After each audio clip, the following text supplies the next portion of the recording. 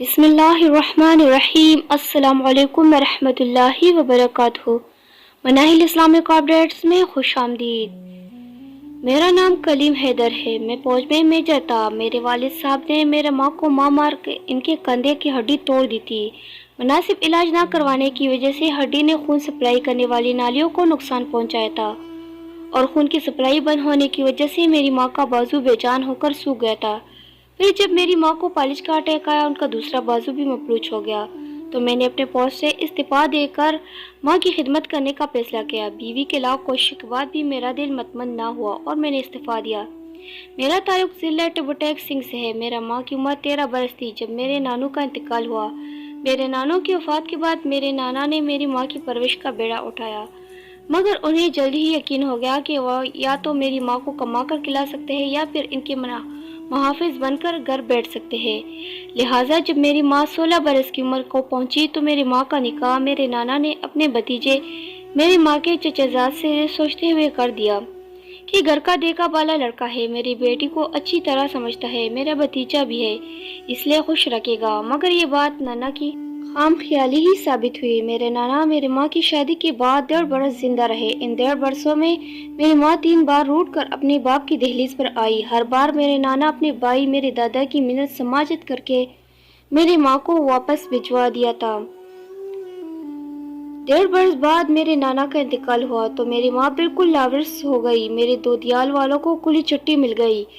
اب میرے والد محترم کے ساتھ ساتھ میرے دادو اور دونوں پھوپھیاں بھی میرے ماں کو پیٹنے کا کوئی موقع ہاتھ سے جانے نہ دیتی۔ یہاں تک کہ ایک بار میرے والد صاحب نے جمعے کی نماز کے لیے جانا تھا اور میری ماں کی طبیعت خرابی کی وجہ سے ان کی کپڑے استری نہ کر کے رکھ پائی تو اس بات پر انہوں نے میری ماں کو کپڑوں دھونے والے ڈنڈے سے مار مار کر ان کے کندھے کی ہڈی توڑ دی۔ کندھے کی ہڈی توڑنے کی بات کسی ڈاکٹر تک کو دکھانے کی زحمت نہ کی گئی، بلکہ الٹا میری ماں درد سے گھبراتی رہی تو اسے اور پیٹا جاتا اور بہانے خور جیسے القابات سے نوازا جاتا۔ یہاں تک مسلسل حرکت میں رہنے کی وجہ سے ٹوٹی ہوئی ہڈی نے انگلیوں اور بازو کو خون سپلائی کرنے والی نالیوں کو بھی کٹ کر دیا۔ خون سپلائی کرنے والی نالیاں کٹ ہو گئی تو خون کی سپلائی آہستہ آہستہ انگلیوں تک پہنچنا بند ہو گئی اور بازو بے جان ہو کر لٹکنا شروع ہو گیا، یہاں تک کہ بازو بے جان ہو کر سو گیا اور ساتھ ہی لٹک کر رہ گیا۔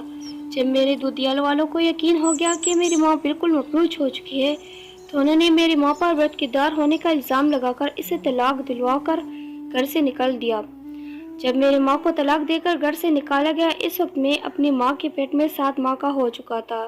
2 ماہ تک میری ماں کو گاؤں کی دائی نے اپنے گھر پناہ دے رکھی ہے۔ 2 ماہ بعد جب میری پیدائش ہوئی تو میرے دودیال والوں کو خطرہ پیدا ہو گیا کہیں میں ان کی جائیداد نہ ہتھیا لوں، اس لیے انہوں نے میری ماں کو دائی کے گھر بلکہ گاؤں سے بھی نکلوا دیا۔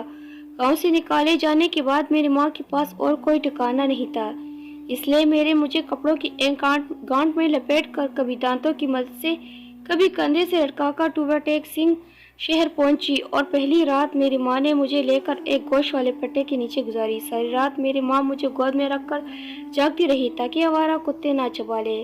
وقت گزرتا رہا۔ پہل میری ماں فروٹ والی ریڈیو کے آس پاس پڑا گندا فروٹ اٹھا کر اپنا پیٹ بھرتی، پھر اللہ تعالیٰ کے بنائے نظام کے ذریعے اس خوراک کو دودھ میں بدل کر میرے لیے خوراک کا بندوبست کرتی ہے اور میرا پیٹ بھرتی۔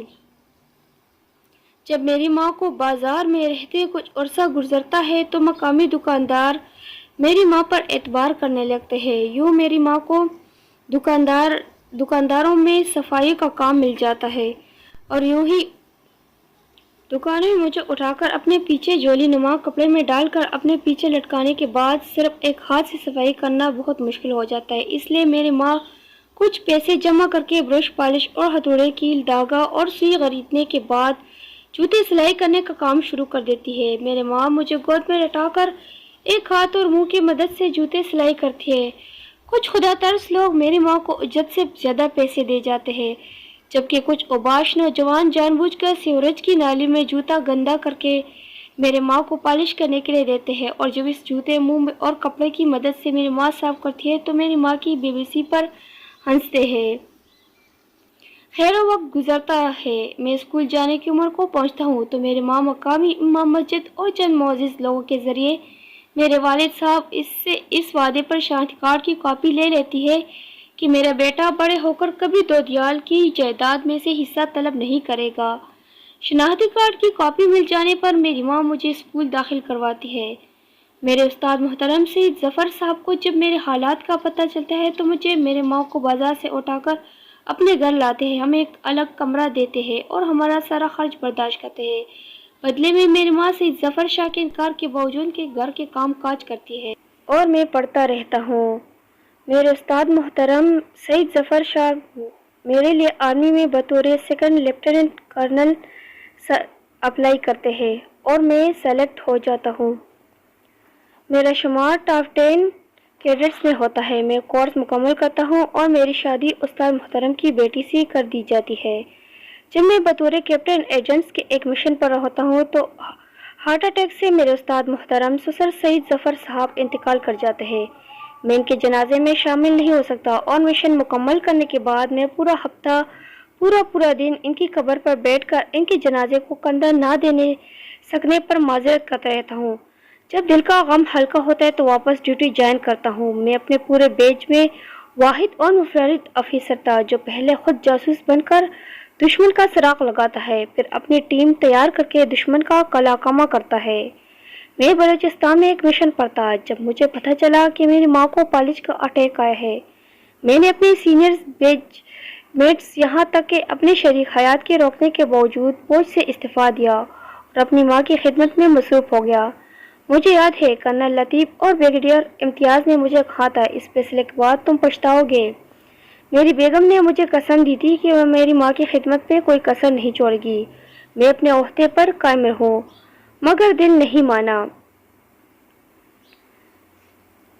میرے دل میں کہیں نہ کہیں خلش رہتی تھی کہ میری ماں جو کچھ مجھ سے کہہ سکتی ہے وہ میری بیوی نہیں کہہ سکتی، لہٰذا میں نے استعفیٰ دے دیا اور خود اپنی ماں کی خدمت کرنے لگا۔ میری ماں جب تک زندہ رہی میں نے شاید ہی کوئی رات گھر سے باہر گزاری ہو، نہیں تو میں 24 سے 18 گھنٹے ماں کے ساتھ گزارتا تھا۔ میں نے چھوٹا سا گاڑیوں کا شو روم بنایا تھا جس پر ملازم بیٹا تھا۔ میں سارا دن ماں کے ساتھ گزارتا تھا۔ اللہ تعالیٰ نے مجھے ماں کی خدمت کے صدقے میں اتنی برکت دی کہ میرے پاس آج بیرون ملک میں ناروے میں 7 شو روم، آج پاکستان میں میری اپنی انڈسٹری ہے، آج میری ماں فوت ہو چکی ہے، میرے بچے جوان ہو چکے ہیں، میری بیٹی امریکہ میں زیر تعلیم ہے۔ دونوں بیٹوں نے تعلیم مکمل کرنے کے بعد ناروے میں بزنس سنبھال رکھا ہے۔ میری اولاد میری منتظر رہتی ہے کہ کب ان کے والدین کوئی حکم دے اور وہ بجا لائے۔ کچھ عرصے قبل میں اپنی بیوی کے ہمراہ امریکہ میں اپنی بیٹی کو ملنے گیا تو بیٹی کے کہنے پر ہم لوگ وہاں پر مقیم اولڈ ہوم چلے گئے۔ وہاں پر مقیم ایک پاکستانی جسے شکل سے دیکھتے ہی میں نے پہچان لیا تھا، وہ بریگیڈیئر امتیاز ہے۔ دیکھ کر میں حیران رہ گیا۔ پاکستان میں اس کا رب دبدبا، اس کی شان شوکت سب کچھ امریکہ میں ختم ہو چکا ہے۔ وہ بالکل ہڈیوں کا ڈھانچہ تھا۔ انتظامیہ سے پوچھنے پر پتہ چلا اس کا بیٹا اسے یہاں چھوڑ گیا تھا اور اس کی موت پر مسلمانوں کے قبرستان میں دفن کرنے کی نصیحت کر گیا تھا۔ اور ہوم سے واپسی پر میں تھک کر اپنی رہائش پر پہنچا تو میری بیٹی اور بیوی نے مجھے دبانا اور میرا مساج کرنا شروع کر دیا تھا۔ میں بنا کسی قسم کی ناگواری کا اظہار کیے پاؤں کی مالش کرتی بیٹی کو دیکھ کر سوچ رہا تھا کہ واقعی ہی ماں باپ سے حسن سلوک ایک ایسا عمل ہے جسے آج آپ لکھیں گے، کل آپ کی اولاد آپ کو پڑھ کر سنائیں گے۔ اور بریگیڈیئر امتیاز کی حالت نے میری اس سوچ پر مہر ثبت کر دی تھی۔ امید کرتی ہوں آپ لوگوں کو میری یہ ویڈیو بہت اچھی لگے گی۔ اگر میری ویڈیو اچھی لگی ہے تو پلیز چینل کو سبسکرائب ضرور کیجیے گا اور اس ویڈیو کو زیادہ سے زیادہ شیئر بھی کیجیے گا۔ بہت شکریہ، جزاک اللہ۔